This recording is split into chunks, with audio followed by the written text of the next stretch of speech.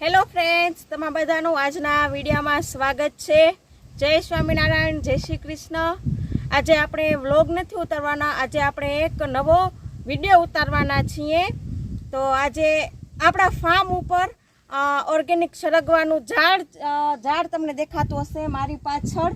તો આપણે સરગવાના શું ફાયદા છે સરગવો ખાવાથી, તો આપણે એના ફાયદા હું તમને ઘણા બધા કહીશ। ખાલી સરગવાની સિંગ ખાવાના ફાયદા નથી, પણ સાથે સરગવામાં જે આ ફૂલ થયા છે એના પણ ઘણા બધા ફાયદા છે, એમાં પાંદડા જે થાય છે એના પણ ઘણા બધા ફાયદા છે। તો આજે હું તમને એ બધું તમને કહીશ કે સરગવો ખાવાથી શું શું ફાયદા થાય। તો તમે આ વિડીયોમાં બનીને રહેજો અને સાથે તમે અમારો વિડીયો આખો જોજો।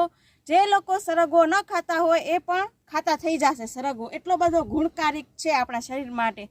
સરગવાના સેવનથી 300થી વધુ બીમારી એ પણ દૂર થઈ જાય છે, તેથી તેને આયુર્વેદમાં અમૃત માનવામાં આવે છે અને એના સેવનથી કબજિયાતમાં રાહત મળે છે।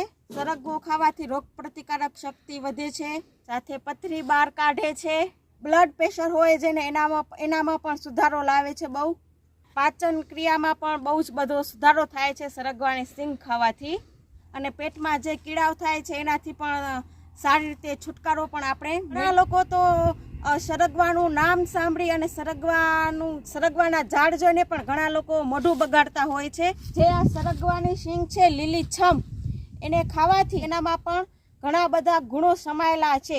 એવું નથી કે ખાલી સિંગ સરગવાની સિંગમાં જે બી હોય છે એનામાં પણ ઘણા બધા ગુણો રહેલા છે। એના અંદરથી તેલ પણ નીકળે છે, પણ આપણે ખબર નથી હોતી કે એના અંદરથી ઓઇલ નીકળતું હોય છે સરગવાની સિંગની અંદરથી। સરગવાની સિંગનું સેવન કરવાથી ઘણી બધી બીમારીમાં આપણે બહુ બધી રાહત પણ મળે છે। સૌથી પહેલાં તો હું તમને કહી દઉં કે સરગવામાંથી શું બને છે। સરગવામાંથી ઘણી બધી જાતની દવાઓ બને છે, ઔષધિ। તો ઘણા બધા માણસો બજારમાંથી વેચાતી પણ લે છે। એના પાંદડામાંથી ફાકી બને છે, પાંદડામાંથી સરગવાની સિંગ એ સુકાવીને પણ ફાકી બનાવી અને ઘણા લોકો નેણા પેટે પીતા હોય છે। ઘણું બધું સરગવાની સિંગમાંથી અને સરગવાના પાંદડા અને ફૂલમાંથી ઘણું બધું ઔષધિ વસ્તુઓ બની રહી છે અને બને પણ છે ઘણી બધી, અને ઘણા બધા માણસો ઔષધિ દવામાં ઉપયોગ પણ કરી રહ્યા છે। જે લોકોને ડાયાબિટીસ છે, પ્રેશર છે, કોલેસ્ટ્રોલ છે, એ બધા ઘણા બધા સરગવાને હવે માણસો ડાયટમાં પણ સામેલ કરવામાં આવ્યા છે। જે લોકો ડાયટ પર હોય છે એ લોકો સરગવાને પણ ડાયટમાં સામેલ કરવામાં આવ્યા છે।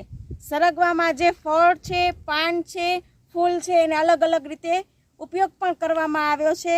સાથે આજનો વિડીયો હું એન્ડ કરું છું। તમને અમારો વિડીયો કેવો લાગ્યો એ કમેન્ટ બોક્સમાં મને બતાવજો।